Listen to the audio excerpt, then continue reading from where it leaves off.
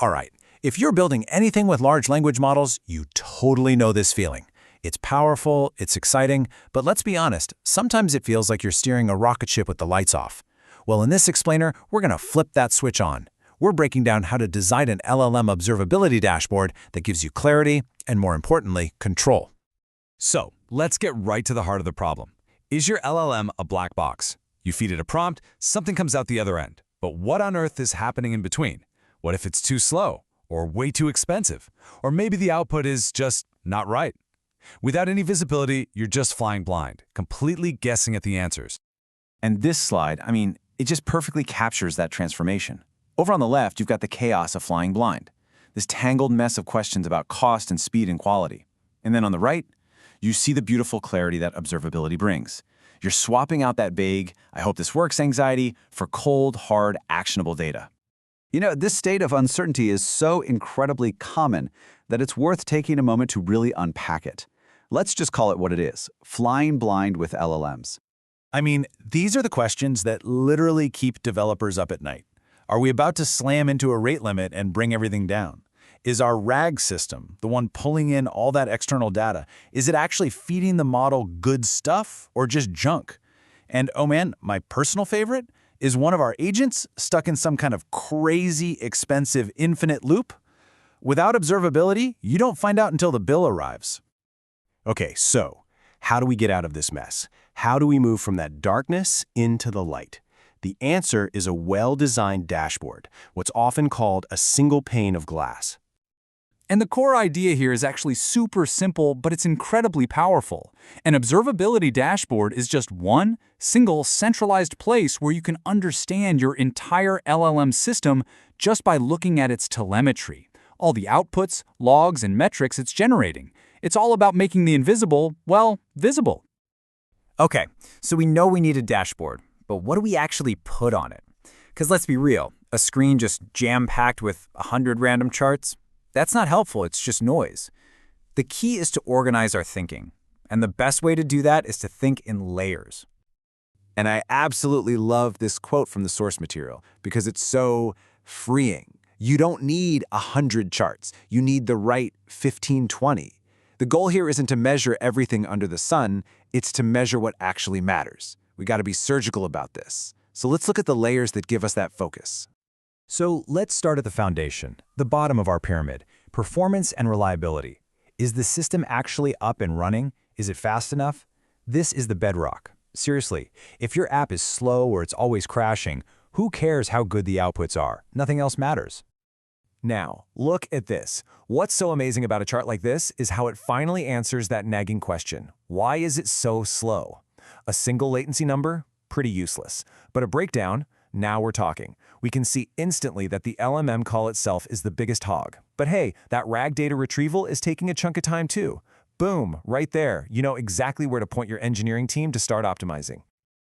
All right, moving up the pyramid, we hit the layer that, let's be honest, gets everyone's attention.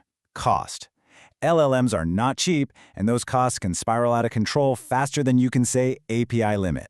This layer is all about FinOps, basically bringing some financial discipline to your AI stack. And even one single number, like the average cost per request, can be just unbelievably powerful. Once you can slice this data up by user or by feature or by customer, you can start asking real business questions. Are we charging enough for this feature? Is that one power user basically bankrupting us? This is how you build an AI product that's actually sustainable. And so finally, once we know our system is fast and we know it's affordable, we can get to the top of the pyramid and ask the most important question of all. Is it actually any good? This brings us to quality and feedback. Is this thing actually helping users? Is it delivering real value? This is where the magic happens. We take all that subjective user feedback, thumbs up, thumbs down, star ratings, and we turn it into objective, trackable data. Now you can see if that new prompt you just shipped actually made users happier. You're drawing a direct line from a system change to user satisfaction. That is a total game changer. Okay, so we've got the what down. We know the layers, we know what metrics matter. Now let's talk about the how. How do we actually power this thing and structure it so that it's useful? And the answer, like with so many things in engineering, right? It all starts with good data. Your dashboard is only as good as the logs that feed it. If you're feeding it messy, unstructured nonsense, you're going to get a messy, useless dashboard. Garbage in, garbage out. It's as simple as that.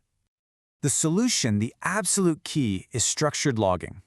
Every single request your system handles has to generate a clean, predictable log entry just like this one. And I want you to look really closely at that first field, Trace ID. That thing right there, that is your golden thread. It is the secret sauce that lets you tie everything else together. Latency, tokens, cost. This single log entry is the DNA for every single chart on your dashboard. And once you have all that beautiful, clean, structured data, you can start building out these incredible dashboards for different people in your organization. This is a brilliant way to organize it. You know, the CEO just wants that high-level, are we green executive view. An engineer wants to live in the performance tab, digging into latency. The product manager, they're camping out in the quality and feedback tab. You're not just throwing data at a wall, you're delivering tailored insights to the exact person who needs them. Okay, let's get to the final, and I think, the most critical piece of this whole puzzle. A dashboard isn't just a pretty screen you glance at once in a while. No, it's an active tool. It's about closing the feedback loop. And this slide just lays it out perfectly. First, you observe something's off on your dashboard. Maybe latency is spiking. Okay. So then, you use your traces to investigate and figure out why. Step 3, you roll out a fix. And then, and this is the part people always forget, you go right back to that dashboard to confirm that your fix actually worked. See, it's a circle. It's a continuous cycle of getting better. And this quote it sums up the whole thing beautifully. With the right dashboard and the right mindset, your application is no longer this unpredictable, scary black box. It becomes this living, breathing, measurable thing that you can actually understand and guide and make better over time. So, that leaves us with just one final question to chew on. Whether you have a dashboard today or you're planning on building one tomorrow, constantly ask yourself, what is this dashboard really telling me?